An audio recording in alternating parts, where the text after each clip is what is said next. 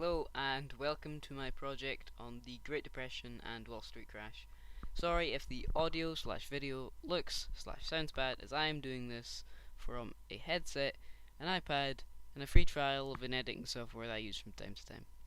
Less interesting and important, but I'm going to commit to hiding a cookie in each segment of this video presentation, or whatever you want to call it. This is being recorded beforehand, so if there are not going to be cookies, I will warn you in the following seconds to save you from looking for them. Okay, we've got that sorted now. Good. Without any further hesitation or distractions, let the first section begin.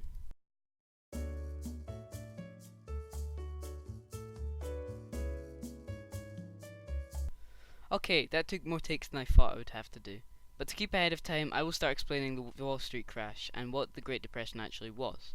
So back in the old days of the roaring 20s, the Americans were pretty happy about themselves after the success of World War I. The businessmen were like, How do I make more money? Improve upon the American nation. I know. I will invent a refrigerator. Yes, I have a very good feeling about this. and for start, one, that was a very good idea. How clever of you businessmen. And two, yes, that indeed make businessmen in America very wealthy, as the American citizens could now afford this because they all had excess cash, meaning they could afford to purchase refrigerators. By the way, refrigerators are just an example to give you an idea of what was made and how much money people had. Okay, coming into the late 20s, banks were, as usual, thinking, What way could we generate more money for the citizens of our great nation? I know, let's up a business of sorts where people can essentially buy percentage of businesses. Genius, we can call it the stock market. Now, this was very smart move on the bank's side, as it would basically make the most money in the long term. So, everyone would go onto the stock market, they would borrow money from the banks, put it into it. They would either strike gold, get really rich, and then invest that into another stock market, or put it back in the bank. It was also a success on the business side, because then if the business was a success, that would mean they could either make a big bank account with all of their money in it, or they could also invest it in the market. So, honestly, it looked like a pretty good cycle for America. That was until the crash of the stock market.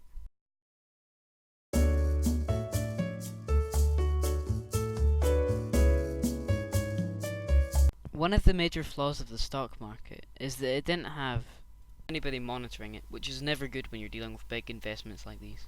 Secondly, it came to a point where almost everybody was investing, so your shares would sail down in price quicker than you can say anti-disestablishmentarianism. Suddenly, your stock worth thousands could be worth thousands of pennies. This made people of America fall into deep debts with banks. Eventually, the banks closed up because too many people panicked at the thought of them closing their accounts. The many withdrawals pushed them into a corner where they had little choice but to close down. Life was made especially bad on farmers as they grew more food than people could buy, making prices fall a lot and making a lot of the scenarios play out like this. Oh no, the prices are too low. I have no clue how I'm supposed to make enough money to last out here. My only option is to make more crops.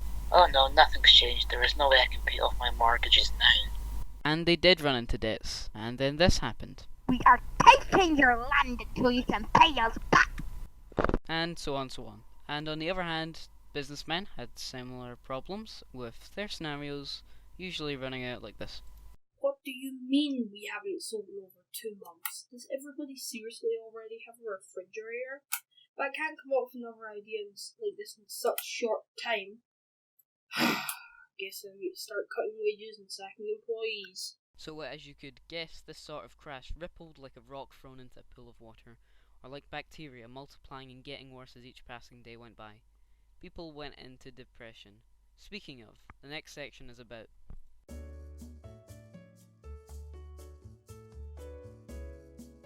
the depression is pretty self-explanatory. People lose jobs, plus companies going bankrupt equals low income for basically everybody in America. This made people generally sad during the Depression. The president was having a really hard time after just coming out of the 20s and it being like the peak for America for that time. There were people on the street and warehouses, anywhere you could really get some shelter during these hard times. There was soup being handed out for the community, but it all changed when Franklin D. Roosevelt became president. His radio talk shows really brought people together and boosted morale. This kept the American citizens' hopes up until World War II, where they got out of their financial crisis. I'm keeping this brief as this video is already taking a while to edit, but you get the idea. Low income, homelessness, sometimes even as far as suicide. Now, next up is how this affected Scotland and Germany.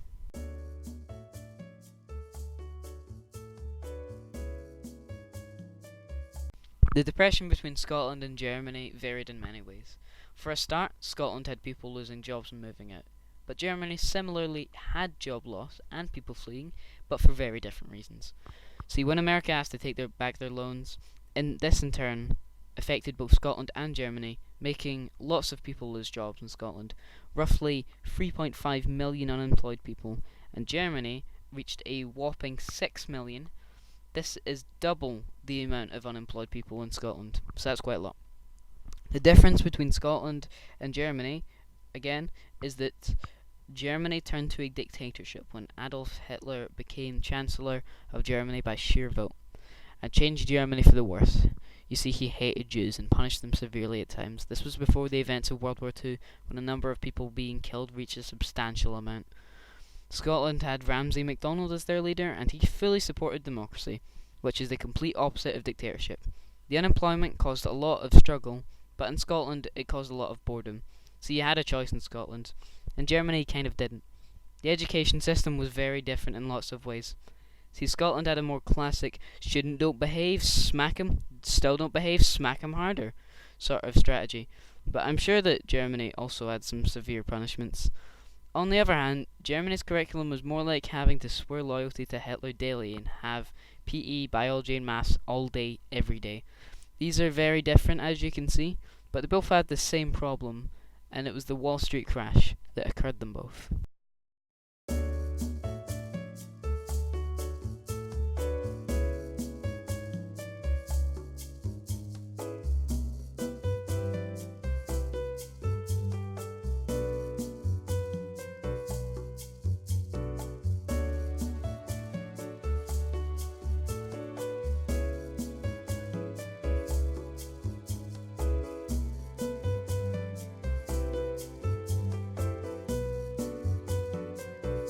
Budget film Budget production. film production.